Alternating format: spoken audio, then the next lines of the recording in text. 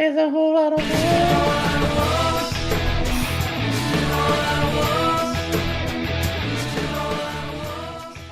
Welcome to Whole Lot of Wolves, episode 32 of season 6. I'm Joshua Buckley, joined by co-host Danny Paletti. We're on the beach, right? Yeah. Wolves sure as hell were. You know, there are times when I get really excited for recording a podcast. And, this is going to be a lot of fun. Today was not one of them. You sent me a text earlier, Danny, that said, y'all good for tonight? And I said, unfortunately. It's the hope, the great escape hope is gone. I mean, it's just no way. Not only losing, but losing to a team that was also in relegation issue and losing to them 4-0 in a game where really in the second half, you looked like you were going to get relegated from the championship. It was that bad. Yeah, it wasn't great. I don't know. I mean, I guess the long break gave us a little bit of false hope there where, we'd sort of been at least somewhat defensively solid leading up to that. And, with a good stretch of fixtures coming up, maybe it felt like there was something to happen there. But, I think having 25 days off probably actually doesn't help in the long run. And, I think our quality is really being exposed every week. So, yeah, that was what I was going to ask, because you look at a long layoff and it's like, that had a chance to rest their legs, especially with not many of those guys getting called up to international duty. Could have been more time to put in some things and everything.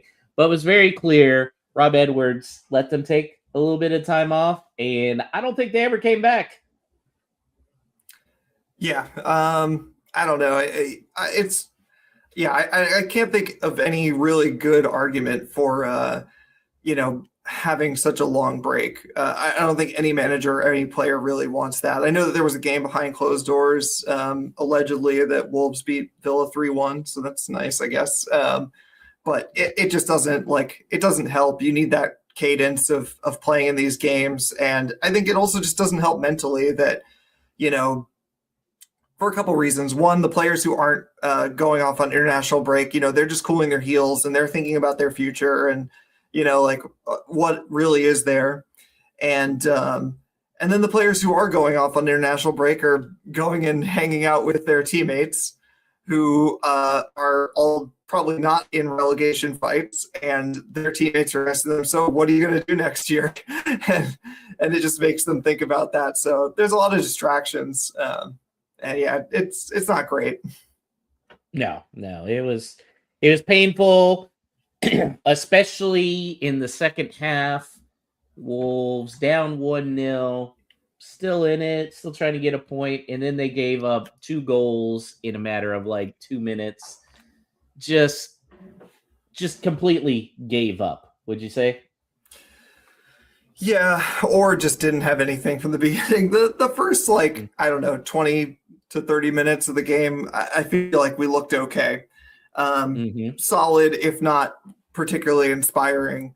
But I think throughout the game, it just really showed, how little we have in our forward department in any kind of ability to threaten, to create chances, or even just to make the ball stick. And I think part of that is, Tolu not playing for whatever reason, and I'm not saying that it's necessarily like he ought to be starting every week, that he's objectively better than what we are starting with, but we just don't really have a group of forwards who are at a Premier League level right now. Adam Armstrong has equipped himself well enough, but he's a really good championship striker and okay Premier League striker if you're okay with finishing in the bottom 3. So there's not much more to it than that. And I think, regardless of the sort of bad mistakes that we made for the goals, this is the same thing we've been saying all year, which is that you can't keep relying on it. You can't keep enduring these waves of attack. any team is gonna make mistakes when you're doing that, and especially one that hasn't been particularly well constructed. Yeah, the starting lineup was very interesting for me. I was disappointed that Tolu wasn't starting, and it was just it's like I've mentioned on this show. Armstrong he's a 4A baseball player. Like he's really good in the championship, not so much when he gets in the Premier League. And even though we need to be preparing for being in the championship, we are still in the Premier League. Yeah. Danny started out in like tank top and sunglasses, and now he's feeling bashful, so he's back. No, I did it for the bit, and the bit's over. We're doing an audio format here. I appreciate very much Todd and Cy in the comments, who are here live. But I'm not gonna distract people any longer. Maybe they liked being distracted like that. See, I thought about taking it a bit further and doing the sunscreen on the nose. But I don't have any of that like thick, like zinc oxide stuff. We last year we switched completely over to like the Korean sunscreen, which is infinitely better. But it's just not going to do that. It's not going to show up on camera. So, You could have just put like some white marker or stuff on there. That would have been funny. This is what it's led to. Anyways, Tolu didn't start. Mane didn't start, which I was a little surprised, but I guess they felt like he may have had tired legs from competing in the U21 for Portugal. Maybe. Or maybe just, he'd sort of fallen off a bit, which, we expected for an 18-year-old. But it also feels like, Angel Gomez had a decent cameo against Brentford, a little fight back there, and he was a big part of that. And I don't think he was terrible, but I don't know. This is kind of a weird situation that we're in where we're kind of not, we're not playing for much of anything because we all know that relegation is just around the corner. And here's this guy that we brought in to hopefully give us some kind of creativity, create something for our attacking players. But now it's starting to look like when we're looking forward to next season, is he really going to be here? Allegedly the wages that he's on are pretty high. So even if he wanted to stay, which it sounds like he doesn't necessarily even want to stay, but even if he did, I'm not sure that it would be financially a particularly good idea to keep him. And he's also going to be pretty lightweight for the championship. There are just a host of reasons why I don't know that it's at all likely that he's going to be with us. And so in that case, what are we doing here? Mane, I feel like if you're comparing the two just straight up, Mane has way more chance of being in the starting lineup for the first game of next season. So, I don't know. It didn't quite work out. And I think Adam Armstrong and Angel Gomez both really benefit from having Tolu on the field. So I know there's a lot of frustration towards Tolu, and I'm not saying he's ever going to be an elite striker, but he does a lot of dirty work things that is needed right now for a team that has been in a scrap all season and is going to be in a scrap next year. I still say they need to keep Tolu next year. And for what it's worth, we might have trouble keeping him, there's a lot of reason why I think, he might not necessarily stay either. It's going to be a huge rebuild. And I think the real challenge is going to be to not let too many players go. But how do you make that happen? I guess we have the bright spot of the fact that, Andre said on Twitch that he wants to stay or whatever. And then because of that, I guess people were sort of asking, and, he spoke really highly of Rob, and it allowed us all to dream a bit. And I saw someone say on Twitter, and I fully agree with this, that if Rob Edwards or Matt Jackson or whoever can convince even just one of the two Brazilian midfielders to stay, that's like a transfer coup, like on the level of bringing in Ruben Neves to the championship, where it's just like, right. This is like, these guys ought not to be here. And if you can keep even one of them, and I think I kind of prefer Zhao as a person, but like as a player to get us out of the championship, I might prefer Andre. But it doesn't really matter. Either one of them would walk into being the best player on the team next year. So if we can keep them, that'd be amazing. But I'm not holding my breath. But I mean, it's those two guys. I think there's definite guys that don't belong in the championship. Those two being two of them. These other guys that we got so many fringe guys, and it's like, well, we need to keep. They signed contracts. I'm sorry that we need to be hard asses this summer and go, oh, you want to leave? Nope. You get your stupid little agent to get like this way bigger transfer fee than you're really worth. Then we'll talk. But otherwise, no. It's you got us in this trash. You help bring us back up. I'm still going to stick with that. I know soccer is way different than American sport. It is way different. But, I mean, you have a contract. Sorry. Yeah, it's just one of those things where if their wages go down and they're just going to be not happy the whole time, it's not like an American football team where you can hide them. They got to play on the field. They got to actually produce something. So, but yeah, I mean, there will be, I'm sure, some difficult decisions, and also some players who probably end up having to stay who didn't necessarily want to. Although I think that'll reflect more on the fact that their own stock has depreciated a bit. I mean, we've talked about this before too, which is that like going into the season, several of these players, we said, these players are too good to be relegated. They shouldn't be playing the championship, whatever. But objectively, they deserve to be last in the Premier League because they currently are. They have not done what is required to avoid being labeled as the worst team in the Premier League yet.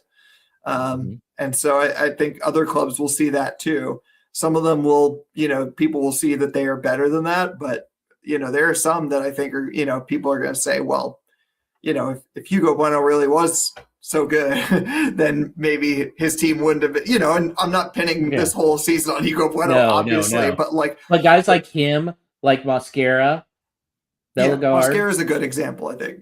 Yeah, Bellegarde's played the better out of all those guys, but I still don't think he's played that great. He's just, he's the prettiest hog at the fair, right? Yeah. Yeah. I was trying to think of something there that wasn't too painful. Then what was that comment? Then we'll pay your agent an exorbitant amount. Yeah. That's another reason why. No, forget it, guys. Yeah, I mean, that's the other side of it. That FA Cup or the FA report came out saying that we paid the seventh most in agent fees, and all the agents are sitting there waiting to get their player moved away from Wolves, and they're like, all right, let's get this going. Yeah, little do they know Jeff Shee is not around anymore. I tweeted this out after the match, Danny, and it definitely got passed around Wolves Twitter. I will never, ever forgive Jeff Shee for what he has done to this squad. Like this, he's gone, but his handprints are fully on that performance. Yeah, and also it made me think about there was I guess it was one of those stories that only bubbles up during international breaks where people don't have much else to say, but there's an article written about how in Germany and a couple other leagues, like the sporting directors and sometimes even like the chairman or the equivalent position have to do press conferences, media availability like that. And there was an article written about why can't we do this here in England? Obviously not here in the US. US, it's in everybody's contract. Baby. Yeah, I know. And unless you sleep with insider reporter, then you can get away with it.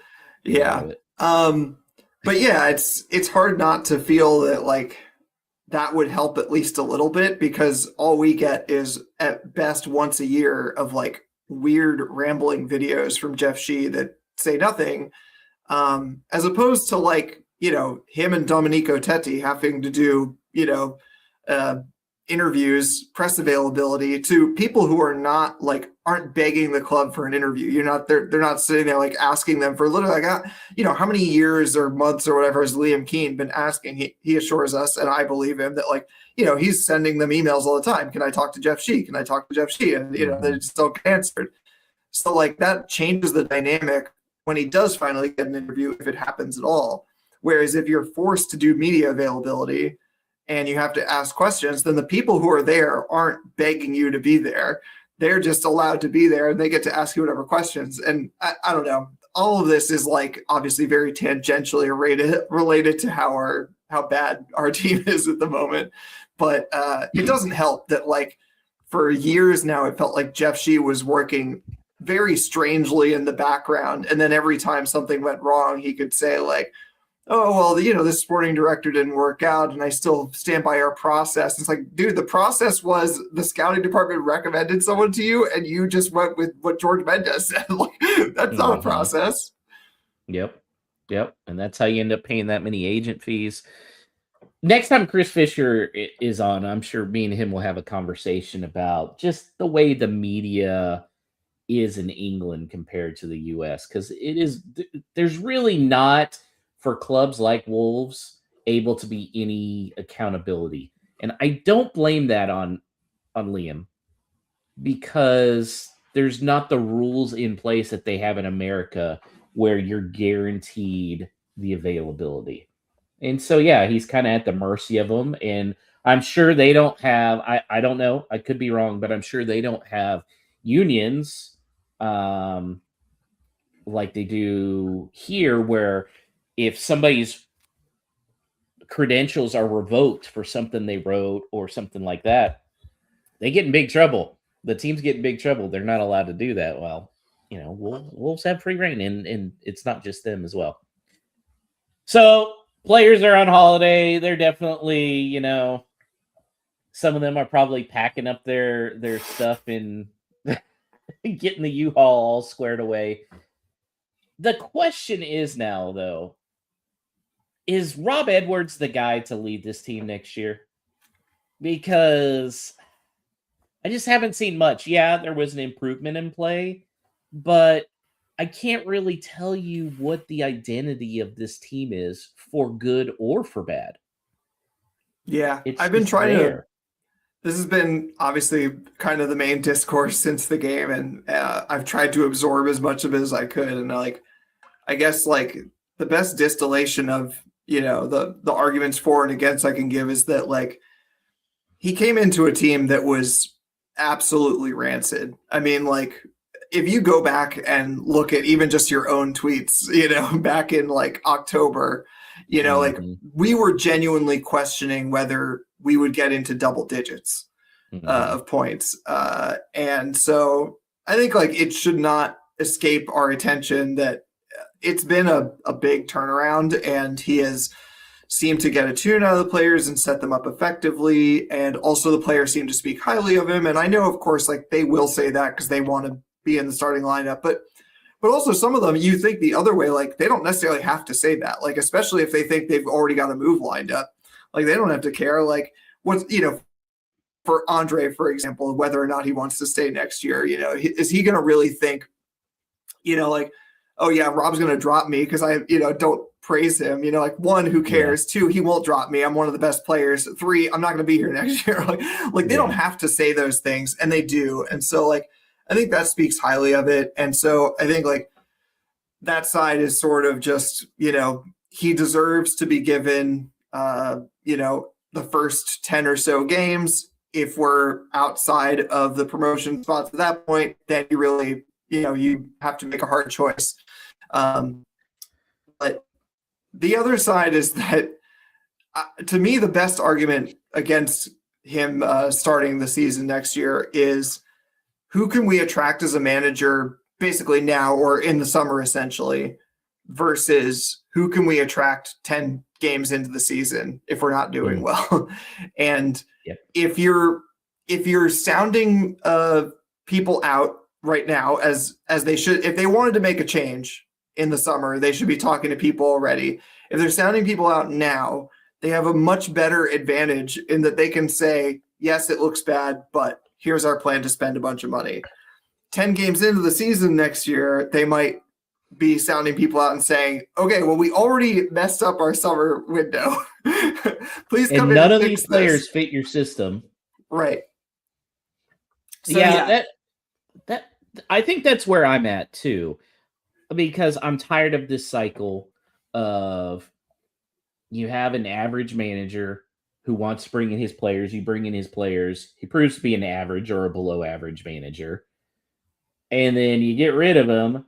Then the options are limited, and you're bringing in a guy going, hey, work with these guys. Now, I always say a good coach is somebody that can adjust their system to the players and not vice versa. But I do feel like it's a little different in soccer than it is in like basketball, football, some of the other ones. I mean, because there are very specific skills that some guys need to run certain formations. I would just like a clean start, I think is where I'm at. I would like, probably, if I was in charge, I'd probably let Rob go right at the end of the year. And immediately, they should already have a list lined up. And you start going, get somebody in first 2-3 weeks. Then you sit down and go, okay, who are the type of players you want to bring in?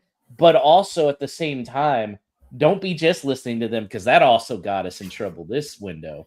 Like, we need versatile players, not just guys that are going to be shoehorned into one system.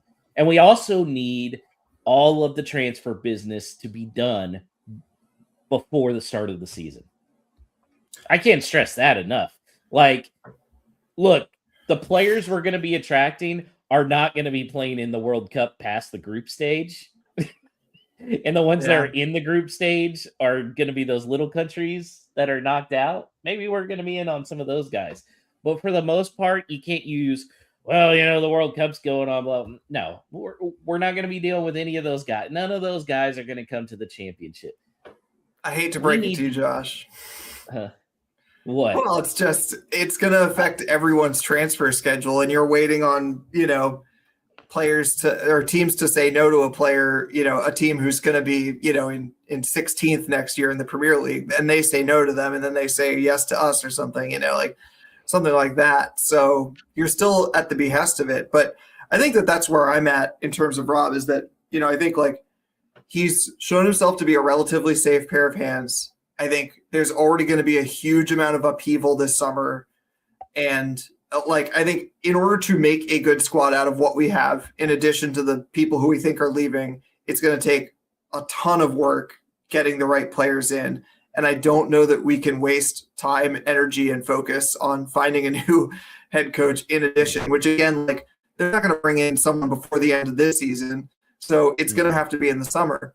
And you mentioned the World Cup. I believe that the first game of the championship is 3 weeks after the World Cup final. So there is no time. We're not going to be worried about those players, though. That's my thing. Just focus on the guys that are championship quality that'll get us up. Look at what Sunderland did. Sunderland got up, and then they said, fuck off. All those players who got promoted and got a whole new team. You can do that. Now, maybe not the most sustainable, but you can do that. Yeah, I don't know. I just think it's going to take a ton of work. And I think you underestimate how much they have to wait for the dominoes to fall. It will be less pronounced than it is in the Premier League, because it is very much like a pecking order in the Premier League. When we were mid-table, we were waiting for, someone's whole exploration with, I don't know, Spurs or someone to say no to them, and then they come to us or whatever it is, or Newcastle. And that's how you end up with a Matheus Nunes. Yeah. Who doesn't want to be there in the first place. But you're still going to be waiting for people. So, and we've got a Leeds fan in our chat who's pointing out that they had 8 internationals in their starting 11. So, I mean, it does happen. The championship is still a very well-regarded league. Weren't a bunch of those U.S. guys? Some of them were U.S. guys. That doesn't count. And I'm saying that while wearing the new USA kit. Very nice. I still prefer the classic Waldo, the straight stripes. I like this one a lot just because I'm glad they. Well, I won't get into that because I think we will have different opinions on that. So I won't talk about it. But what I will say is if you are going to order the Nike kit for the World Cup, make sure and go up a size because I got a 2X, which for Wolves stuff works good.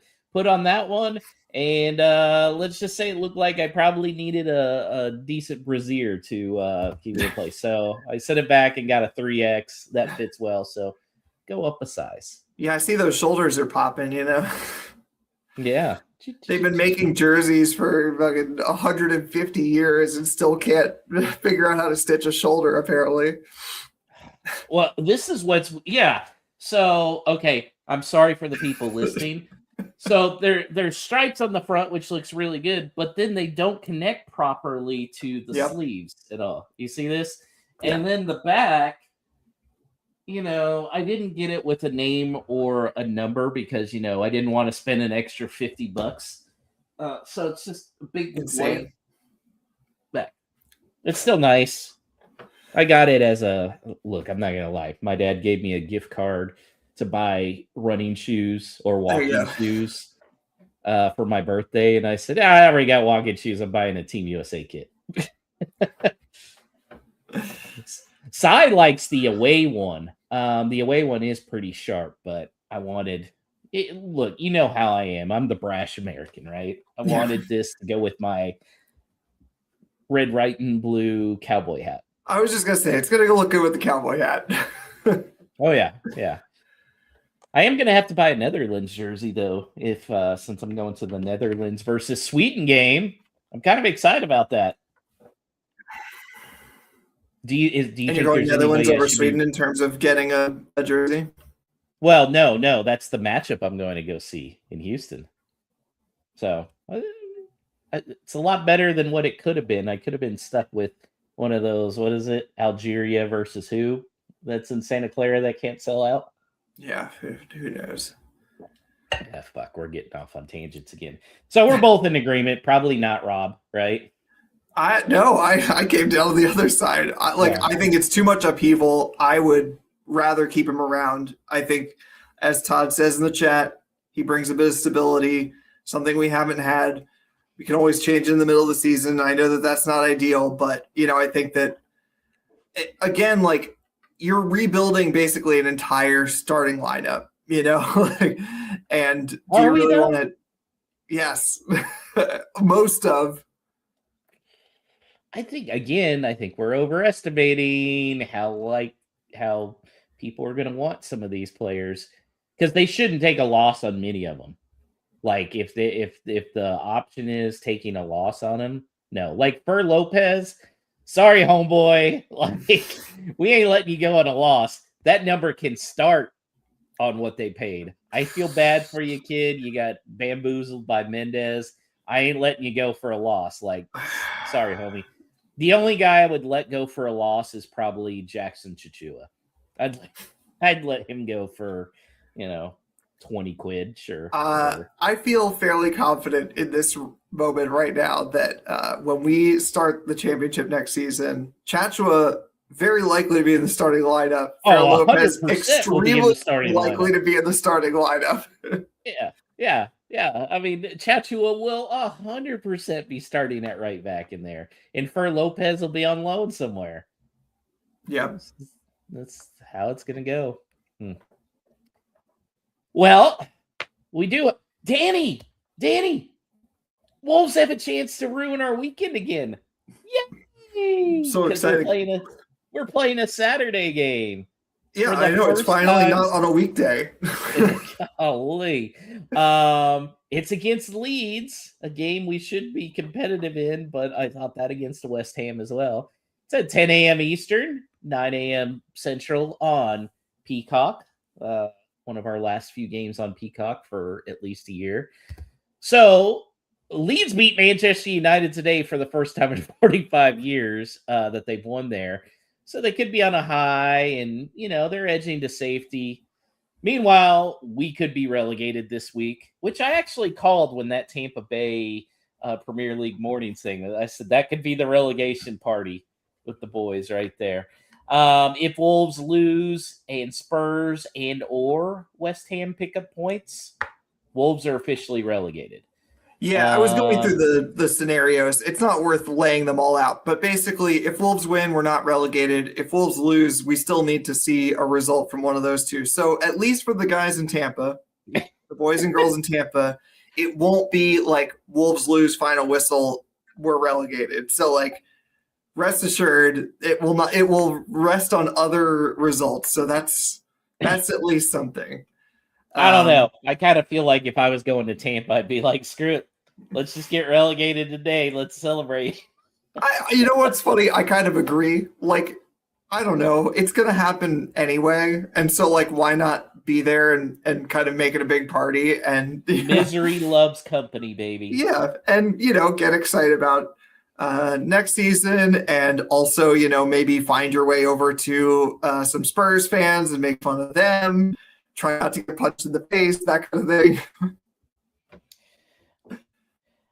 So what are your chances, you think, of Wolves pulling out a victory here, especially with how bad they looked on Friday?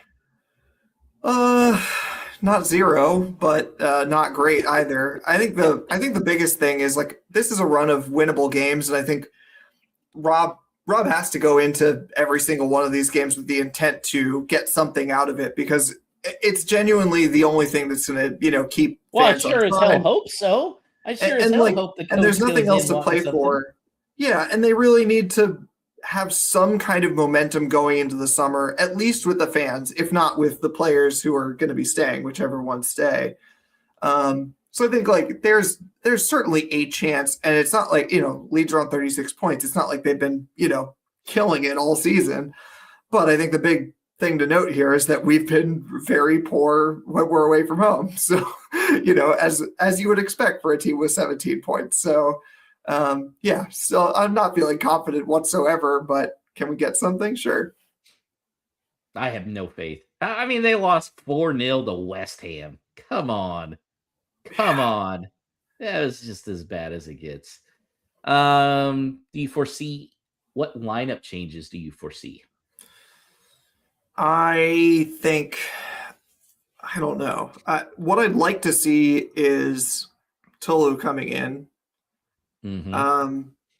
I guess something we didn't talk about in the West Ham recap is that Mosquera, of course, picked up a yellow, which means he's now going to serve a 2-game suspension for waving a fake invisible card at the ref.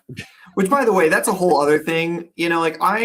I have no problem with cracking down on players being petulant, but this feels like such a weird rule to me, and I've never really liked it because it's just like there are so many millions of ways that players can be petulant and to question choices by the ref, and them pantomiming a card is just one of them. And somehow we've made that an automatic yellow card. That's the part that doesn't make sense. Like, why is it an automatic yellow card? Like, I know there's nothing else you can do, like, to put it in the rules to not do it. But I saw someone point out, and I very much agree with this, that, like, this feels like it's unintentionally just penalizing players who don't speak English very well. Like, players who do speak English will stand next to the ref and be like, are you serious? Like, implicitly implying like, oh, you should have given a card for that. But a player who, and this isn't to excuse Yerson, he has enough English to say, give this guy a card, but still, like, it means that the player who is going to reach for pantomime first is going to get a yellow card. It's stupid. Anyway, that is a long-winded way of saying that Yerson Mosquera is out, and you could imagine that this could be an excuse to try a back four. I mean, what the hell? Or Tony's coming back in, one of the leadership team. Remember when he was a captain? Yeah. Oh, he was supposed to be the club captain, and still is, as far as we know. Club captain, and then he was going to go to Madrid. Remember that? Yeah. So anyway, I guess all I'm saying is that like I wouldn't mind seeing Tolo come in and go to back four so that we're trying to beef up our completely impotent attack. It might go down in flames, but also at this point, who cares? And maybe he needs to figure out what he's going to do next season. So, but in terms of what seems more realistic, I mean, like just swapping Angel Gomez for Mane, just reverting back to a previous lineup that worked okay, which is, I know, not very inspiring, but yeah, I think we won't see like tremendous changes, but the one with Yerson, that'll be significant. I like what you're thinking of the back four. Yeah, I mean, why not at this point? Why not? Why not? Figure it out. Figure it out. Glad to see Dodo19923, who's very clearly a Leeds fan in the chat. I've always liked Leeds. I've never had a problem with them. Probably because they took on a lot of U.S. players. What's your prediction, Danny? Let's look at the prediction league. You got a point. You said 2-0 West Ham. Yep. I said 3-1 Wolves. How big of an idiot was I? How long was I sitting on 3 points for getting the right score? Wasn't it like 60 seconds or something, 70 seconds? Yeah. The bubbles were still going from the previous goal when they scored the second one. No. Yeah, I know. I looked down because I was still working. Look up and it's like, oh, a third goal. All right, back to the Survivor Marathon on Paramount Plus. Home of championship football. Wow. For now. Yeah. You are still 7 points behind me though in the standings for our prediction league. I'm not out of touch though. If I keep gaining a point each week and then bring it close enough to win on the last day. Yeah, I don't feel you're particularly confident. Let's go Leeds 2, Wolves 1. Let's say that Tolu goes in and we score a goal. I don't know. Yeah, this team's quit. I think they'll get lucky. They'll score a goal on something. 4-1 Leeds. I'm just so done. I am done. Okay. Well, here's the question now. Who would you like to be relegated with us along with Burnley? Yeah, it's interesting because I think there's 2 points to this question. Who do you want to see go down? Yeah, exactly. But who is it better for Wolves if they go down?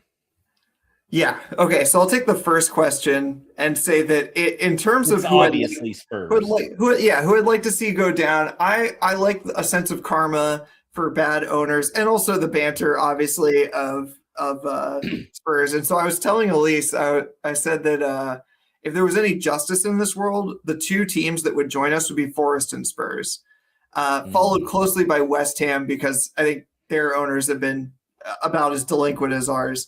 And so that would spare Burnley, but that's not going to happen. So we're really only talking about a straight shootout now. With Leeds picking up those 3 points today, I really don't see them getting dragged back into it. Do we think that, I mean, it's like basically over for Spurs. Do we think Spurs are going to get to 37 points? They're on 30 right now. They haven't won since 2025. So we're talking about, I mean, there's still only 2 points from safety with 6 to play. But I also feel strongly that West Ham are going to, like, Nuno's just going to do what Nuno does, and he will close out the season the way he closes out a game. And I think it's just going to be a shootout between Spurs and Forest. And I have trouble seeing past how bad Spurs have been. So, yeah, I'd very much like to see Spurs go down for the banter and Forest go down also for the banter, but mostly because of Vitor Pereira.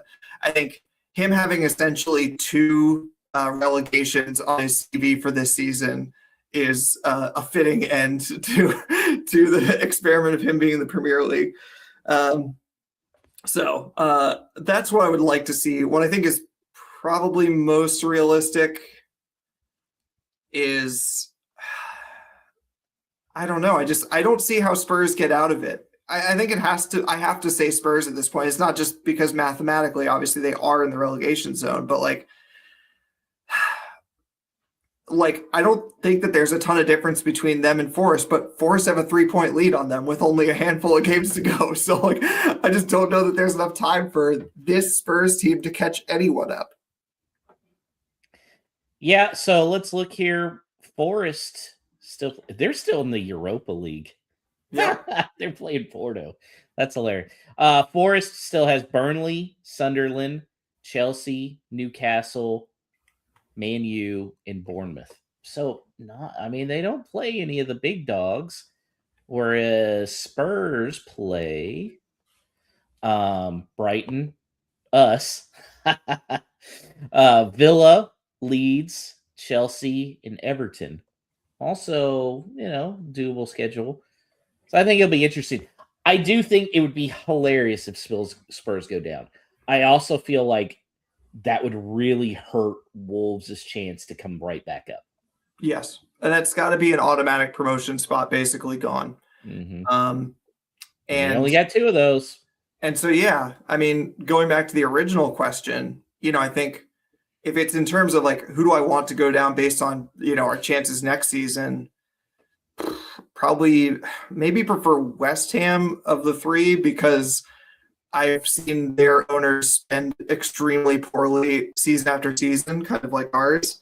And so that would give me some hope. Whereas I think like the owner of Forest is just insane enough to, he'll break every financial rule in order to spend enough to be better than Wolves next season. So like West Ham feel like the safest bet, but the thing is like there are going to be teams that are down in the championship next season that will be gunning very hard. I know like every year everybody wants to get up to the Premier League, but whether it's Spurs or West Ham or Forest or, potentially Leeds, outside chance, even Burnley, like they are going to be, like spending decent amounts of money to get up. And we kind of talked about this a few weeks ago that the extra playoff spots really don't amount to much. And it'll be very disappointing if I ever hear, and I haven't, I'm not saying I have, but if I ever hear any rhetoric of like, oh, we don't really need to spend that much because there's all these, that would be spots. And it's like, no, if Spurs go down, you basically have one automatic promotion spot. And the championship is hard enough as it is. I'll be curious to see if Spurs went down. Like, would they sell off all their players? Would they just loan them off? Like, what would actually happen? I couldn't tell you because I think, and there are podcasts that have covered this much better than we can, I'm sure. But, the financial, as you can imagine, the financial situation of a team like Spurs getting relegated is insanely more complicated than a team like Wolves. At least they have the NFL. Yes. To the stadium. I would watch an NFL game at Molyneux Stadium, though. That would be pretty awesome.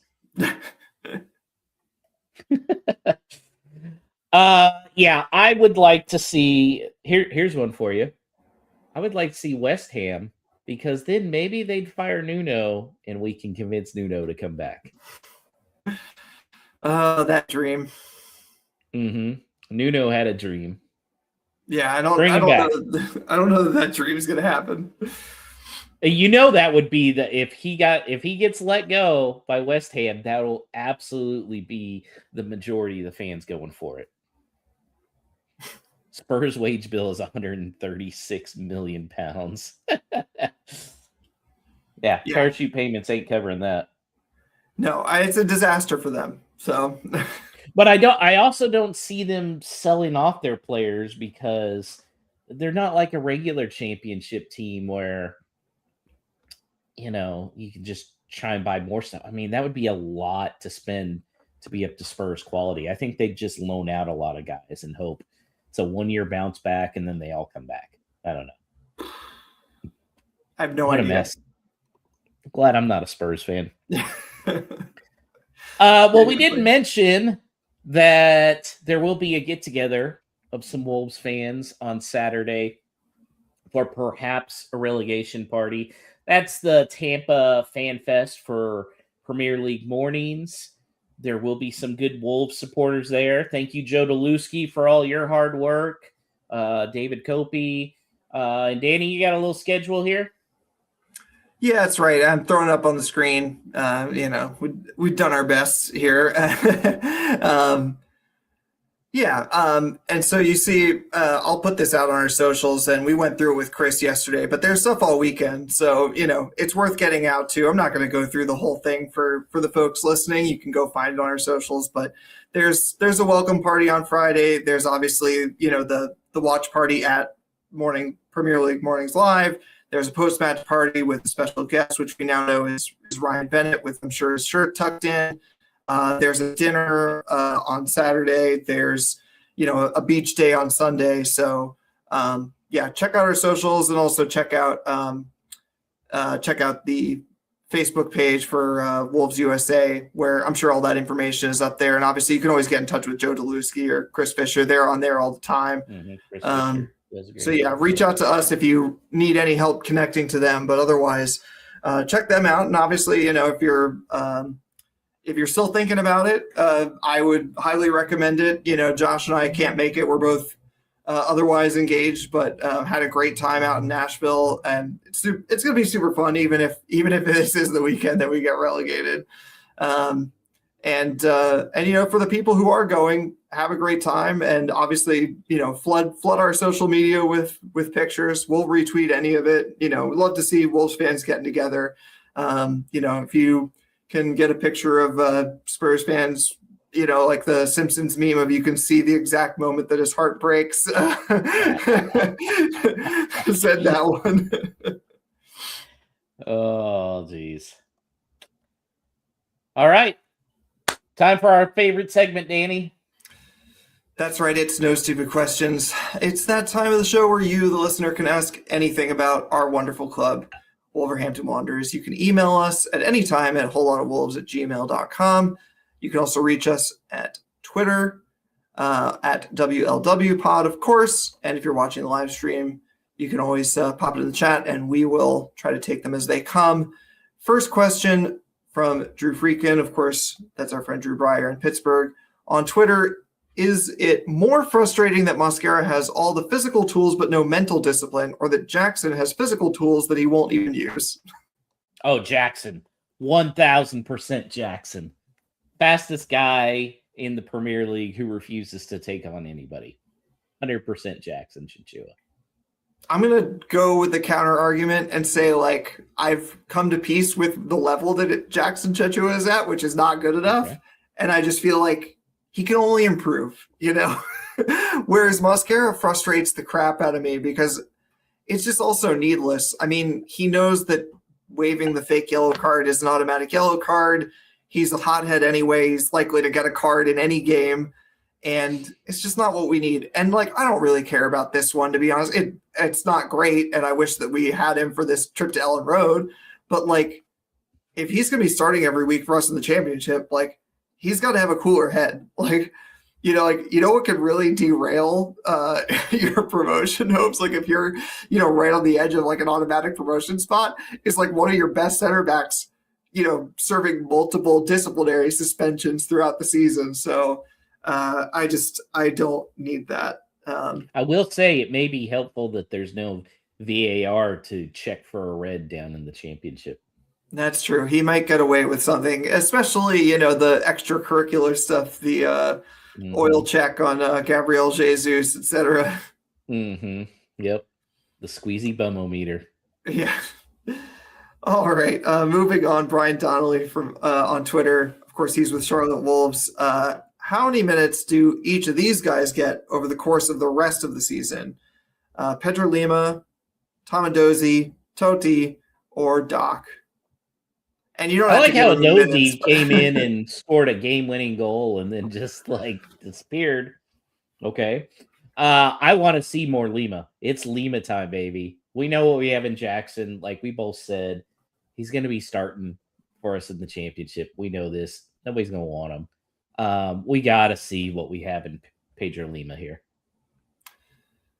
Yeah, of the four of them, it feels like it was so weirdly. I mean, Totti and Doc are really just when you have, absences, like in this case with Mosquera. And again, who knows if maybe they'll be starting. But yeah, of the four of them, it feels like Lima is the one where you really want to see him before the season is over. But it's hard not to feel like Chachua being our starting right back is kind of inevitable at this point next season. I hope that it's not, but yeah, unless we start seeing Lima soon, I don't know what else to think. We got to build his value at the very least, right? I know. You'd think that. Like, you want to talk about somebody that's not going to sit around for too much longer. Yeah. Maybe there's a promoted team that would take him off our hands. But I don't want him to take... If there's a promoted team, like, that means he's good enough for the Premier League, right? Well, I mean, there are lots of promoted teams that think that they've assembled a good enough for the Premier League squad who don't. Yeah. Jeff Shee thought he had assembled a good enough squad, too. It was a good window. All right. Moving along, Brian Donnelly also asks, as we count down our remaining days with João Gomez, do you think he will have another big memorable moment on the pitch this season? And what would you like to see as his lasting memory? That's a good question. I don't think we'll see another big memorable moment. His lasting memory is the last game at Molineux. Ooh, good question. It's against Burnley. We know that. Mm-hmm. No, because we lost at Burnley to home, didn't we? No, it's away. Okay. That last home game, I want Rob to pull him at like the 88th minute and him to get to do a nice little lap. Yeah. That's what I want. His last home game will be against Fulham on May 17th. Yeah. Do what should have been done with Raul. Someone just reposted a Instagram post from João Moutinho recently, and that was another one that set me off. Fucking ridiculous that like Raul and João Moutinho, and I mean Johnny less so, but like these players that were a huge part of the team just like didn't get any kind of send off. Monsters. Lopetegui. I'll never forget. What do you think will be kind of one of the like most memorable moments for João Gomez? Do you think it's his debut goal? It's the debut goal to me, especially because there was so much hype for him with the whole Free João Gomez campaign, which was tremendous by everybody. And then even the club when they came out with the T-shirts, which I have as well. It's really hard for midfielders like him to have quote-unquote memorable moments, right? Because what would you say João Moutinho's memorable moment is? I guess that goal against Manchester United. But That's again, up there, yeah. He wasn't known really for his goals. He was just known, and he's got a very good reputation for just his strong play in the midfield. And that's what João Gomez is. He's not Ruben Neves who fires one off a volley in the one touch from the box. Yeah, I think it's hard to imagine a player coming in with kind of like more hype than that. Like such a long, protracted saga. I think also in that debut season, you could say it's like hard to say that this is one of those because like you don't remember like complete 90-minute performances usually. Right. But I do remember the game against Chelsea at home. It's the one that we won 1-0 with the Mateus Nunes screamer. It's only goal. That was one where I basically don't remember anything but that goal, but I do remember that was one where João Gomez was everywhere. And it was one of those where like multiple times through the game, you would see him with a huge crunching tackle and then get up and give a huge fist pump. He was just so amped and like something we really haven't had this season, partly because it's just like no one wants to be celebrating a tackle when you're already down 3-0. So like it's one thing to be fighting for something, but yeah. Here's what's funny. What would you say is Andre's lasting moment? That's a good question because he's even more in the background. I don't know. If you know what his is? And it was something he wasn't even involved in. It was grabbing the cell phone. Yes, that's true. Yeah, that's what he's going to be known for, and he didn't even score that. Yeah, no, that's probably a good shout. If you can think of anything in the chat, let us know. What do you think Andre's most defining moment? Yeah, because it's mostly just like completely cleaning up the midfield and making us Right. That's why solid. it's so hard for midfielders. Like I said, forwards, they're easily going to be able to make a lasting moment. Yeah, Even center backs, you could say, with yeah, some last second tackle or some nice block. Keepers, yeah. midfielders, man, the most important position on the field and really least glamorous to casuals. Yeah. Speaking of which, since all our friends are going to be seeing Ryan Bennett this weekend, I would be remiss not to point out Ryan Bennett's last-ditch tackle on Willian when he was playing for Chelsea. That tackle is seared into my memory, where he made up ground, which is surprising because Ryan Bennett not the fastest player on that team by a long shot. And just an inch perfect tackle, and one that feels like we would probably, if it was post VAR, we would have spent the next 5 minutes of them to try to see if he clipped his ankle before he touched the ball or something. But it was just absolutely An perfect. announcer's praying for it. And of course, shirt immaculately tucked in and did not come up whatsoever during the tackle. Got up. How disappointed? How disappointed will you be if this weekend there's a photo of him with his shirt untucked? I know. Adama's another shirt tucked in guy. I wonder if he tucks in his shirt. I have a lot of respect for the shirt tucked in crowd.